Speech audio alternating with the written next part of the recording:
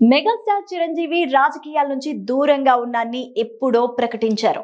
కానీ ఆయన పేరు మాత్రం అప్పుడప్పుడు వరుసగా ఏపీ రాజకీయాల్లో వినిపిస్తూనే ఉంటుంది. తాజాగా కేంద్ర ప్రభుత్వం గవర్నర్ పదవులకు నామినేషన్లు సిద్ధం చేస్తోంది అనే వార్తల మధ్య చిరంజీవి పేరు మరోసారి తెరపైకొచ్చింది. తమిళనాడు, తెలంగాణ, ఒడిశా, కేరళ లాంటి దక్షిణ రాష్ట్రాల్లో గవర్నర్లు మారబోతున్నారని వార్తలు వస్తూ ఉండడంతో బీజేపీ సౌత్ లో తన బలం పెంచుకునేందుకు చిరంజీవిని గవర్నర్ గా ఆలోచిస్తోందనే ప్రచారం జరుగుతోంది.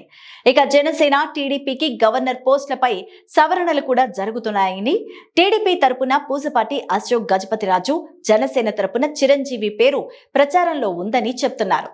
ఇక చిరంజీవికి ఉన్న మెగా ఇమేజ్, అభిమానులు బేస్ ను ఉపయోగించుకోవాలనే వ్యూహమే దీనికి కారణమని కూడా విశ్లేషకులు ఆలోచిస్తున్నారు.